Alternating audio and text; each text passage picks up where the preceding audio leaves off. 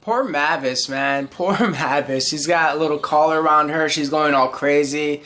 It's like this chapter, you get into an insight on how helpless Mavis is right now, and she's gonna have to depend a lot on Gray as he's fighting Invel.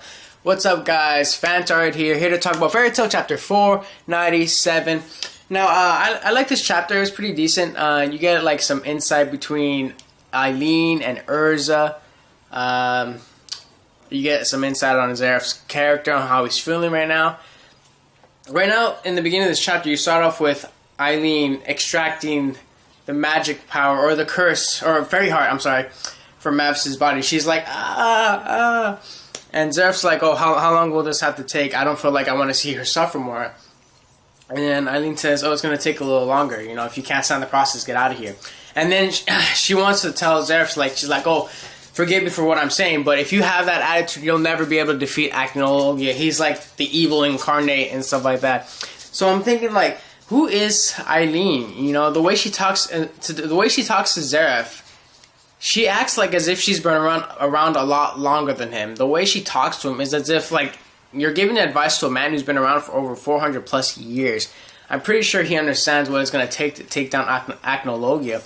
But the way she speaks is as if she has, like, more experience, or is that as if she knows Acnologia more. No, she doesn't know Acnologia more on a personal level, but it's as if she acts like she's faced Acnologia more times than a couple times. But we know that's not true, because even Acnologia has never met her before. So I'm like, who is this Eileen girl, you know? Is she from the past, the future? Is she present? How old is she? Is she another immortal or something like that? If she another person that went through the gate? I'm curious, like, it's like, I hope she's just a normal person who grew up being a freaking strong Spriggon, because I feel like it'd be too convenient to have someone tied into Urza, Natsu, and Lucy, being all tied into the whole thing that happened with the fiasco, with the eclipse, with the time travel, because we know that Lucy's tied into it with Natsu and all the Dragon Slayers. But, I mean, just to have Urza be tied into it too, I think that'd be too much. I hope that doesn't happen. I hope Eileen is just a person with her own story, something unique, something different to the table. And that's what I hope for Eileen's story, because right now she seems to be talking as if she's been around a lot longer. Maybe she has something to do with it. I don't know. We'll see.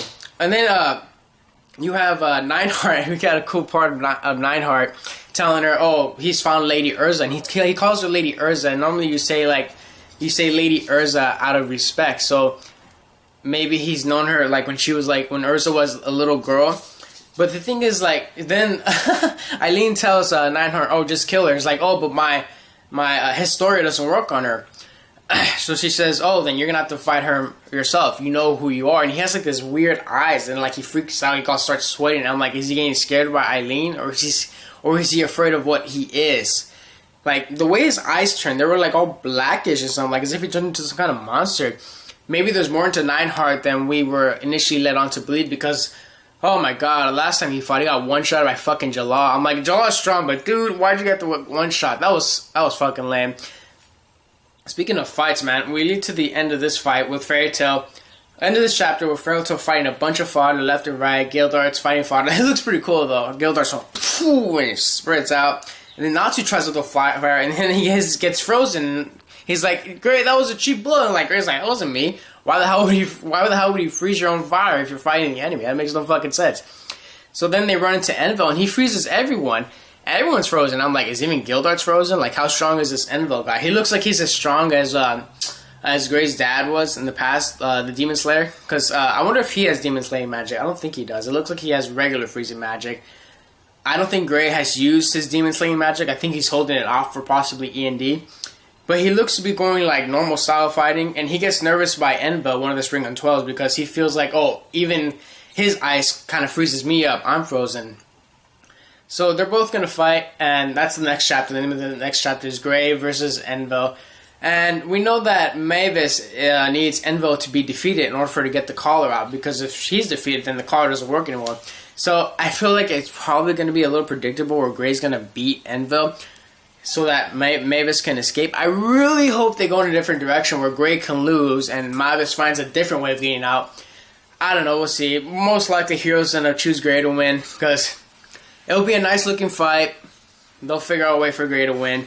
But if Hero's gonna do that, maybe make the fights last a little longer, at least a couple more chapters, because like those fights are nice and pretty and stuff, but they need to last a little longer.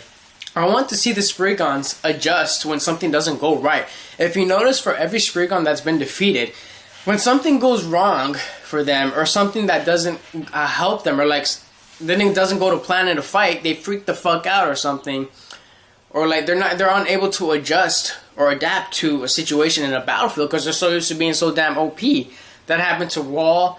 It happened to Demaria. Happened to freaking Nineheart when Urza like dashed away the Historias. But I want to see the Spriggan 12s try to adapt to a scenario. I mean, fuck, man. Please don't kill them off in 2 chapters. I really hope. That's probably what's gonna happen, but I hope it doesn't.